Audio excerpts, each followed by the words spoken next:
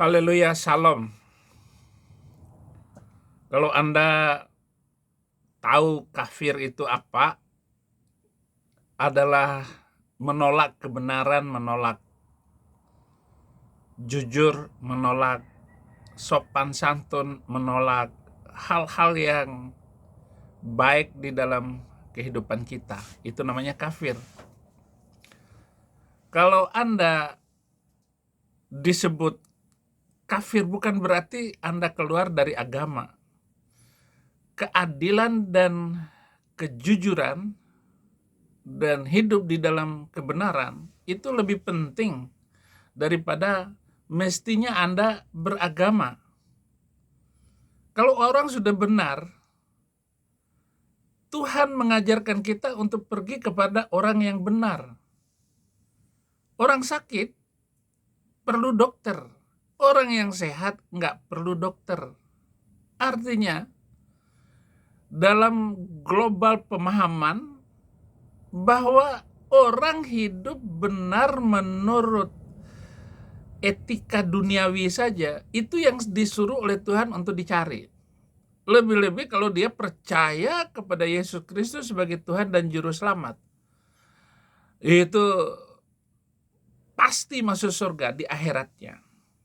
Tetapi bagaimana hidup di dunia ini dengan jujur dulu, adil, dan benar. Mari kita tonton ini Profesor Dr. Mazda Mulia, orang yang garis bujur hidup, orang Makassar. Mari kita dengar seorang wanita muslimah yang berpendapat, wah luar biasa saudara-saudara, saya kaget mendengarnya.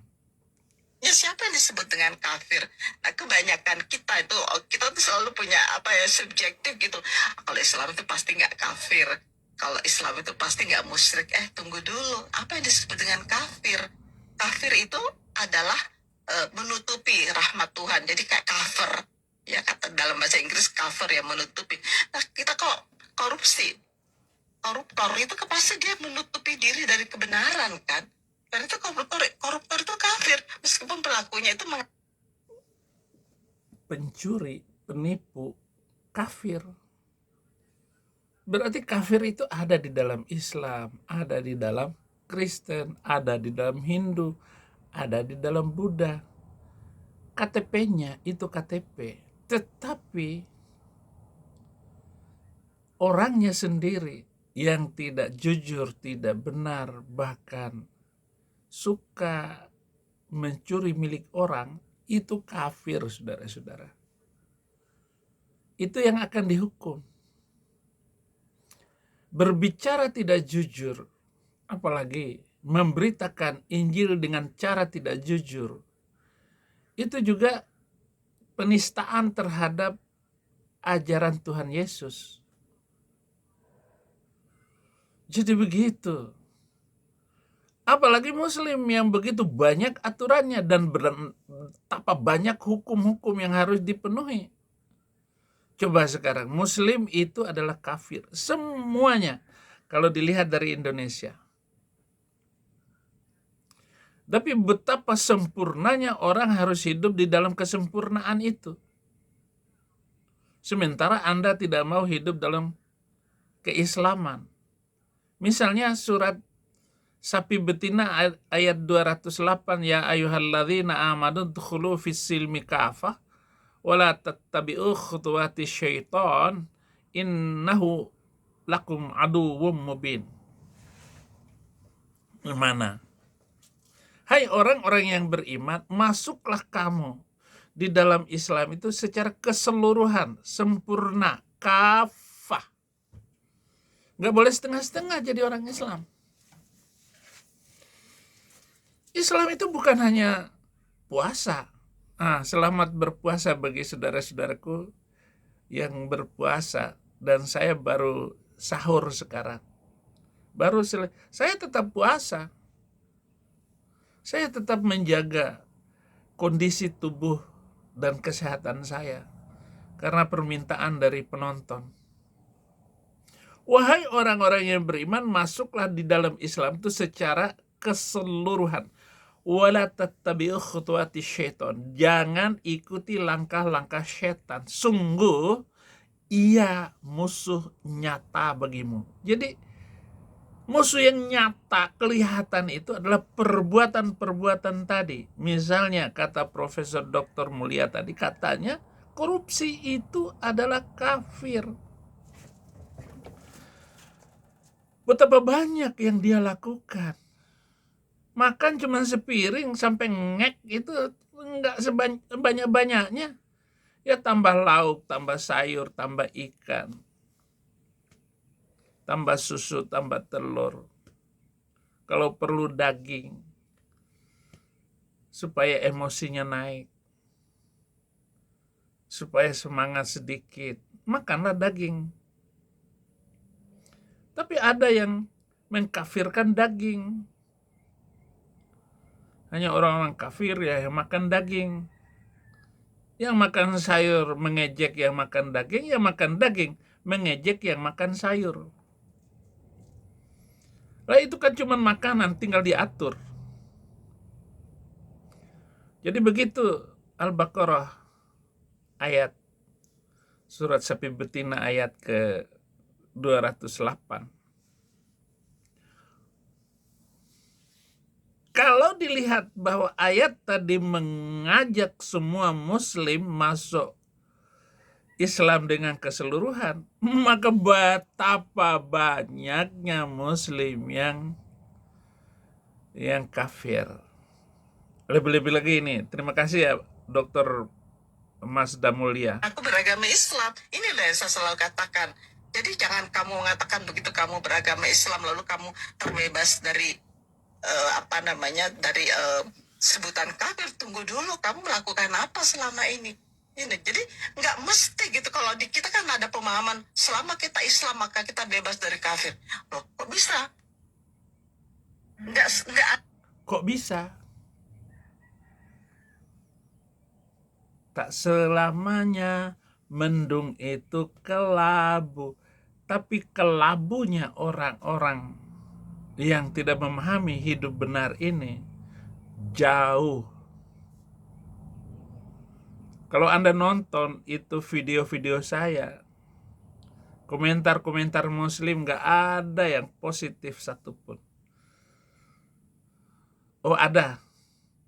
Walaupun saya muslim, saya nonton video Bapak Saifuddin Ibrahim, saya tambah ilmu pengetahuan saya. Tambah ilmu pengetahuan. Dan dia menjadi orang yang toleran dan damai. Beda dengan orang Kristen, ya haleluya, puji Tuhan katanya. Kalau nonton video saya. Nggak seberapa sih yang nonton paling 3.000, 4.000 orang. Sudah syukur. Karena saya tidak mencari viral. Saya mencari supaya orang tercerahkan oleh pemahaman-pemahaman yang benar. Itu saudara. Kalau sekedar mencari viral, ya sudah lewat viralnya. Itu ayat yang pertama. Ayat yang kedua untuk menguji kita, Anda semua. Bahkan orang Kristen sekalipun harus menguji dengan ayat ini. Wassariku wassarikatu faqta'u aydiyahuma jazaa'am bima kasabu nakalam minallah wallahu azizun hakim.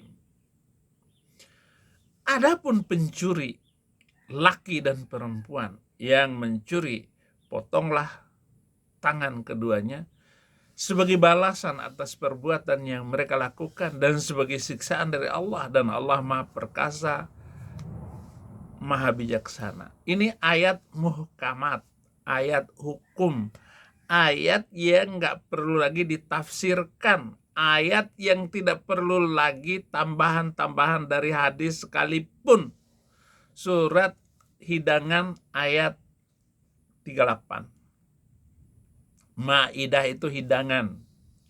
Biar saudara Kristen ini Maidah itu apa? Maidah itu bukan Maidah orang Betawi. Maidah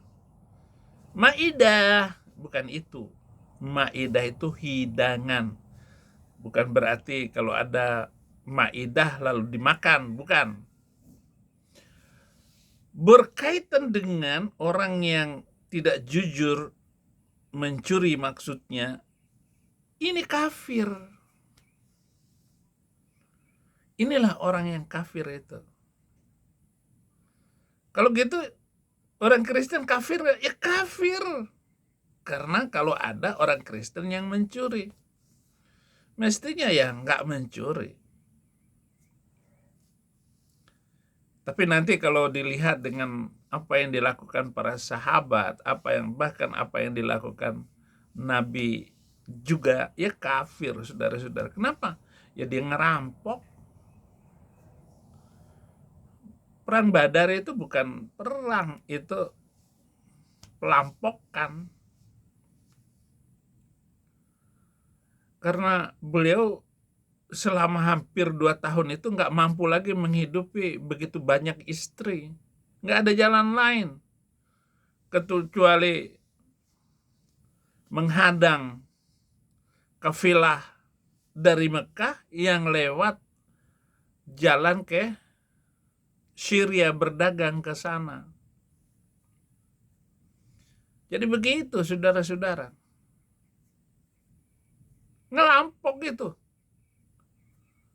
Kalau menyebarkan Islam dengan cara misionaris, nggak bisa. Misionaris itu masuk ke kampung-kampung, hidup bersama dengan orang-orang itu, no man send, orang-orang yang datang ke Papua, ke Manado, ke Toraja.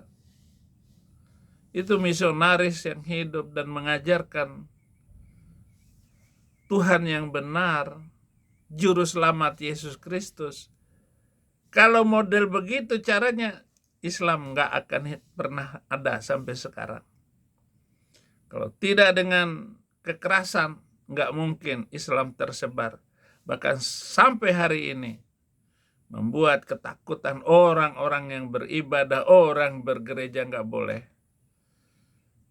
Kita pertanyakan Pak Prabowo, sang presiden yang dibangga-banggakan, mampu nggak? Polisi mana membela warga, membela umat, kalau mereka tidak berat sebelah sesuai dengan agama orang itu? Kalau orang Kristen pasti jujur. Kalau polisi Kristen gitu, jujur, Pak, maaf Pak Pendeta, saya orang Kristen, tapi terpaksa saya harus tilang. Berapa harganya? Berapa Pak Polisi? Enggak, saya enggak berani Pak Pendeta, katanya. Itu polisi Kristen. Tapi kalau polisi Islam, datang pertama kali sopan. Tetapi begitu kita lawan sedikit dengan kata-kata, matanya melotot. Nah itu polisi kafir namanya. Ya tapi jangan bangga dengan lembaga kepolisian Indonesia. Itu adalah mafia. Semuanya mafia, mulai dari Kapolsek sampai Kapolri. Itu mafia semuanya, saudara-saudara. Nah, bagaimana untuk naik menjadi tokoh mafia di dalam kepolisian ini? Mulai dari Kapolsek tukang peras, Kapolres tukang peras, Kapolda, sudah mulai naik lagi. Kapolri, nggak kelihatan. Adanya adalah kejujuran dalam omongan doang. Tetapi dalam tilep menilep, nah itulah dia. Itu yang kedua. Yang ketiga, saudara-saudara, menurut ayat Quran saja, apakah Muslim itu Muslim benar atau semuanya kafir? Saya katakan semuanya kafir berdasarkan ayat yang kedua. Kenapa? Karena tidak menjalankan perintah itu, mulai dari MUI, Muhammadiyah, NU. Kenapa tidak memberlakukan hukum tangan dipotong? Kemudian inna anzalna taurata fiha nuran wa yahkumu bihan nabiyuna alladzina aslamu lilladzina hadu warrabbaniyuna wal ahbar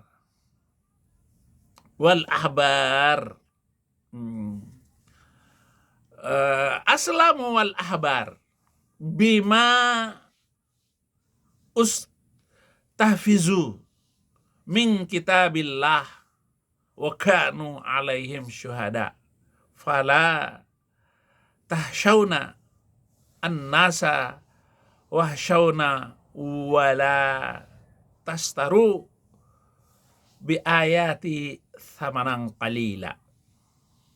Sungguh kami, ini kata Quran, sungguh kami yang menurunkan kitab Taurat, di dalamnya ada petunjuk dan cahaya, yang dengan kitab itu para nabi yang berserah diri kepada Allah memberi putusan atas perkara orang Yahudi. Demikian juga pada ulama dan pendeta-pendeta mereka, maksudnya orang Kristen. Sebab mereka diperintahkan memelihara kitab-kitab Allah dan mereka menjadi saksi syuhada. Karena itu janganlah kamu takut kepada manusia. Jangan la tahsyaunan nas. Tetapi takutlah dan janganlah kamu jual ayat-ayatku dengan harga yang murah. Barang siapa yang tidak memutuskan perkara berdasarkan apa yang diturunkan Allah, maka mereka itu adalah orang kafir. Pertanyaan saya, apakah Quran sudah diberlakukan? Apakah Quran sudah diberlakukan? Enggak ada orang yang mau pakai kitab itu. Di Pakistan kah, Afghanistan kah, Bangladesh, nggak ada. Indonesia, apalagi. Malaysia, ngomong doang Islam, puasa rajin. Nggak bisa dengan puasa doang. Nggak bisa dengan sholat doang. Ayam juga sholat, lagi tuk. Sujudnya terlalu banyak itu ayam itu.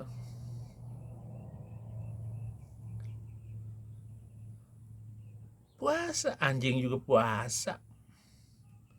Ikat aja lehernya, jangan dikasih makan. Puasa dia, bisa. Tapi apakah kalian melakukan hukum ini? Terima kasih Profesor Dr. Mazda Mulia. Kita lanjutkan lagi, Profesor. Nggak ada jaminan kalau kamu beragama Islam lalu kamu bebas dari kafir, belum tentu. Karena kafir itu definisinya sangat luas. Bahkan ada seorang doktor ya di UIN Jakarta itu yang menulis disertasi tentang kafir. Jadi dia meneliti tentang makna-makna kafir. Ternyata dia menemukan ada 48 makna kafir di dalam Al-Quran. Itu menarik kan? Sampai-sampai dia itu disebut dokter kafir ya. Apakah kafir itu, Dr. Mazda Mulia? Kafir itu begini loh, Bu. Ya bukan ngajarin Anda, tapi perluas makna dan pemahaman kafir itu di dalam Islam, bahwa ibu sendiri ya kafir gitu loh. Kenapa? Karena tidak secara hukum keseluruhan, secara hukum negara menjalankan semua ayat-ayat Al-Quran yang dikatakan kafir tadi, termasuk doktor kafir tadi, yang hanya meneliti tentang kata-kata kafir di dalam Quran.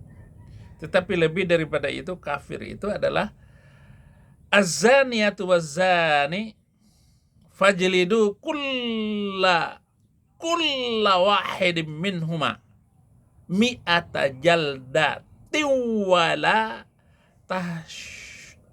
tahzukum bihima fatung fi dinillah fatung fi dini rofatum dinillah.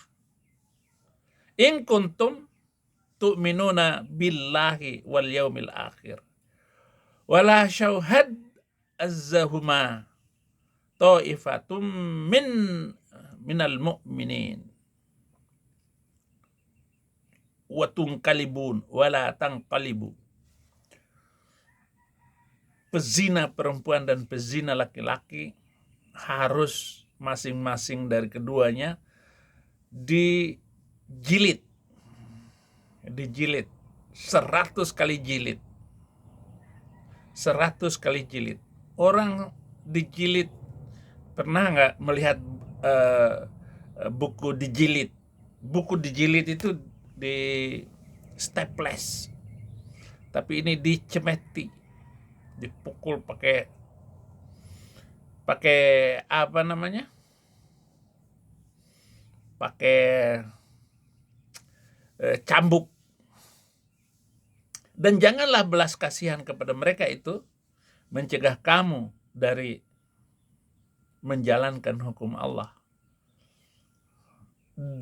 Jika kamu beriman kepada Allah dan hari kemudian, dan hendaklah pelaksanaan hukum mereka disaksikan oleh mukmin, maka menjilid, mencemeti orang yang berzina itu di hari Jumat di halaman masjid. Itu kalau di Arab. Kalau di Indonesia nggak ada yang kelihatan. Berarti apa? Orang Islam seluruh Indonesia itu kafir semuanya. Mereka tercover semuanya. Menutup diri dari ayat-ayat ini. Kenapa? Karena tidak menjalankan hukum rajam tadi. Lempar pakai batu atau ngek. Kalau perempuan itu ditanam separuh tubuhnya, baru dilempar dari berbagai arah sampai mati, lemas, habis tubuhnya. Lempar mukanya, kepalanya, semuanya. Itu namanya hukum An-Nur 2. Surat Cahaya ayat yang kedua. Jadi jika tidak memperlakukan hukum Allah, maka mereka adalah kafir. Nah, ini perlu tambahan saya, Bu Mazda Mulia, agar mengerti arti kafir itu sendiri.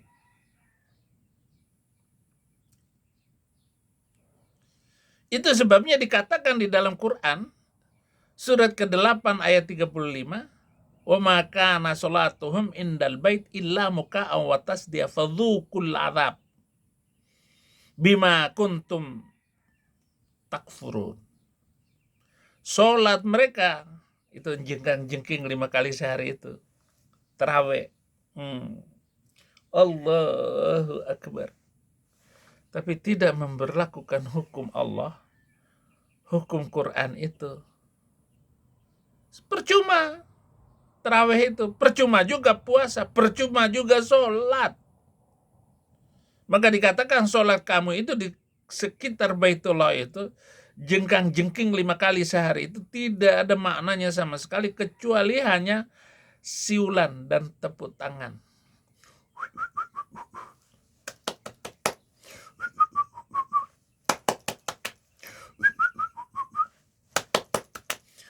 Sholat 5 waktu hanyalah siulan dan tepuk tangan. Surat ke-8 ayat 35. Fadzuqul adzab. Dan ingatlah azab-azab. Rasakan. Rasa mokon. Kenapa? Makanya saya ngomong, sampai kiamat gak bisa diberlakukan undang-undang itu selama Pancasila masih dipakai. Itu sebabnya Habib Rizik itu mau menukar Pancasila dengan Al-Quran, syariat. Ya, otaknya Habib Rizik itu, cangkemnya Habib Rizik, biar kelihatan bahwa dia itu bisa Itu. Bisa tampil.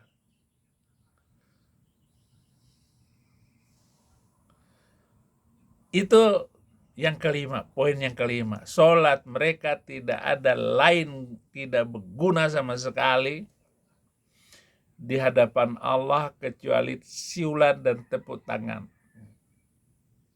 Masa orang sholat disebut siulat?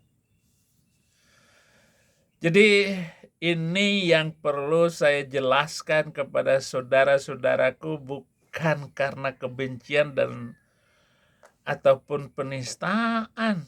Loh, sampean sendiri yang nggak membaca baik-baik kitab suci Anda. Saya sudah baca keseluruhan, sudah berhatam-hatam saya. Apalagi yang nilai-nilai penting agama Islam itu saya sudah hafal. Terima kasih, Tuhan Yesus memberkati.